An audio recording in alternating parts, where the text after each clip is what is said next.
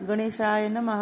सूत जी बोले, तदनंतर विस्मय से युक्त नारद मुनि ने मेधावी ऋषि की कन्या का अद्भुत वृत्तांत पूछा। नारद जी बोले, हे मुने, उस तपोवन में मेधावी की कन्या ने बाद में क्या किया और किस मुनि श्रेष्ठ ने उसके साथ विवाह किया? श्री नारायण बोले, अपने पिता को स्मरण करते करते और बराबर शोक करते करते उस घर में कुछ काल उस कन्या का व्यतीत हुआ। सिंह से भागती हरणी की तरह घबराई हुई, सुने घर में रहने वाली, दुख रूप अग्नि से उठी हुई, भाप द्वारा बहते हुए अश्रु नेत्र वाली, जलते हुए रुत कमल वाली, दुख से प्रतिक्षण गर्म श्वास लेने वाली, अति दीना, घिरी हुई सर्पिणी की तरह अपने घर में संरुद्ध अपने दुख को सोचती और दुख से मुक्त होने के उपाय को न देखती हुई, उस कृशोदरी को उसके शुभ भविष्य की प्रेरणा से सांत्वना देने के लिए उस वन में अपनी इच्छा से ही परक्रोधी, जिनको देखने से ही इंद्र भयभीत होते हैं, ऐसे जटा से व्याप्त साक्षात शंकर के समान भगवान दुर्वासा ऋषि आए। हे नारद, भगवान कृष्ण ने राजा युधिष्ठिर से कहा कि हे राजेंद्र, वह दुर्वासा ऋषि वही है जिनको आपकी माता कुंती ने बालापन में प्रसन्न किया था। तब उस सुपूजित महर्षि ने देवताओं को आकर्षण करने वाली विद्या माता कुंती को दी थी। और हे भूपाल, एक बार रुक्मिणी के साथ जाते समय मैंने उन्हें रथ में बिठा लिया था। मार्ग में दोनों को प्यास ने सताया। रुक्मिणी ने अपने सूखे अधरों और तालू को दिखाकर मुझे जल लाने को कहा। मैं जल के हेतु पदाघात करता हुआ चला और रुक्मिणी के प्रेम में वशीभूत मैंने भोगवती नाम नदी की उत्पत्ति की।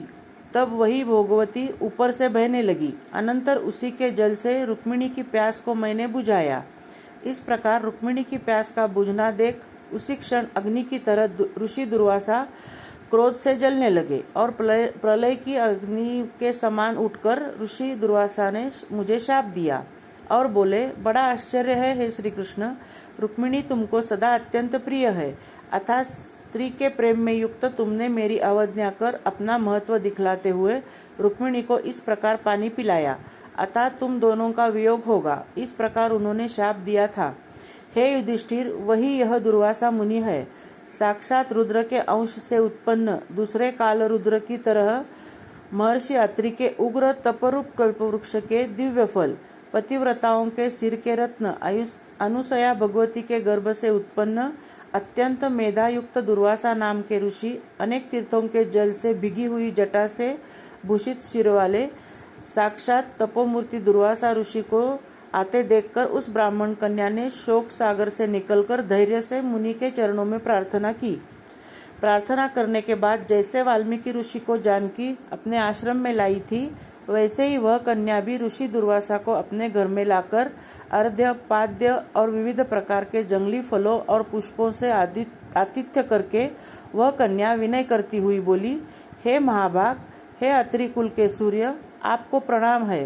हे साधो, मुझ अभाग्या के घर में आज आपका शुभागमन कैसे हुआ? हे मुने, आपके आगमन से आज मेरा भाग्योदय हुआ है, अथवा मेरे पिता के पुण्य के प्रवाह से प्रेरित आप मुझे सांत्वना देने के लिए ही मुनि सत्तम आए हैं। आप जैसे महात्माओं के पांव की धूल है वह तीर्थरूप है। उस धूल का स्पर्श करने वाली मैं अपना जन्म आज सफल कर सकी हूँ। आज मेरे सभी व्रत भी सफल हुए। आप जैसे पुण्यात्मा के जो मुझे दर्शन हुए, अतः आज मेरा उत्पन्न होना और मेरे सभी पुण्य सफल है। ऐसा कहकर वह कन्या दुर्वासा के सामने चुपचाप खड़ी हो गई। तब भगवान शंकर के अंश से उत्पन्न दुर्वासा मुनि मंद आतिथ्य से संतुष्ट और प्रसन्न होकर बोले, हे पुत्री, तू बड़ी अच्छी है। तूने अपने पिता के कुल को तार दिया। यह मेधावी ऋषि के तप का फल है जो उन्हें तेरे जैसी कन्या उत्पन्न हुई। तेरी धर्म से तत्परता जान कैलाश से मैं यहाँ आया और तेरे घर आकर तेरे द्वारा मेरा पूजन हुआ। हे वरारोहे, मैं शीघ्र ही बद्रिकाश्रम में मुनीश्वर सनातन नारायण देव के दर्शन के लिए आऊंगा, जो प्राणियों के हित के लिए अत्यंत उग्र तप कर रहे हैं। महर्षि दुर्वासा को संतुष्ट एवं प्रसन्न देखकर ब्राह्मण कन्या बोली, हे ऋषिराज, आपके दर्शन पाकर मेरा शोक समुद्र सूख गया। अब इसके बाद मेरा भविष्य उज्जवल है, क्योंकि आपने मुझे सांत्वना दी। हे मुने, मेरी बड़ी भारी ज्वाला युक्त दुख रूप अग्नि को क्या आप नहीं जानते हैं?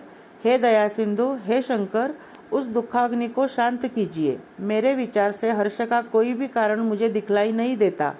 न मेरी माता है, न पिता, न भाई है जो मुझे धैर्य प्रदान करे। अतः दुख समुद्र से पीड़ित मैं कैसे जीवित रह सकती हूँ? जिस जिस दिशा में मैं देखती हूँ वह दिशा मुझे शून्य की प्रतीत होती है। इसलिए हे तपोनिधे, मेरे दुख का निस्तार आप शीघ्र करें। मेरे साथ विवाह करने के लिए कोई भी तैयार नहीं होता। इस समय मेरा विवाह न हुआ तो मैं शूद्रा हो जाऊंगी। इसी भय से न मुझे निद्रा आती है और न भोजन में मेरी रुचि होती है। हे ब्रह्मन, अब तो मुझे मृत्यु के अतिरिक्त और कोई मार्ग नहीं सूझता। ऐसा कहकर आंसू बहाती हुई कन्या ऋषि दुर्वासा के सामने चुप हो गई। तब ऋषि दुर्वासा कन्या का दुख करने का उपाय सोचने लगे। श्री नारायण बोले, इस प्रकार मुनि कन्या के वचन सुनकर और इसका अभिप्राय समझकर बड़े क्रोधी मुनिराज दुर्वासा ने उस कन्या का कुछ हित विचार पूर्ण कृपा से उसे देखकर सारभूत उपाय बतलाया। इति श्री बृहन्नारदीय पुरुषोत्तम मास महात्म्य दुर्वासस्थ आगमन नाम नवमोध्याय संपूर्णम। अब हुई कहाँ पे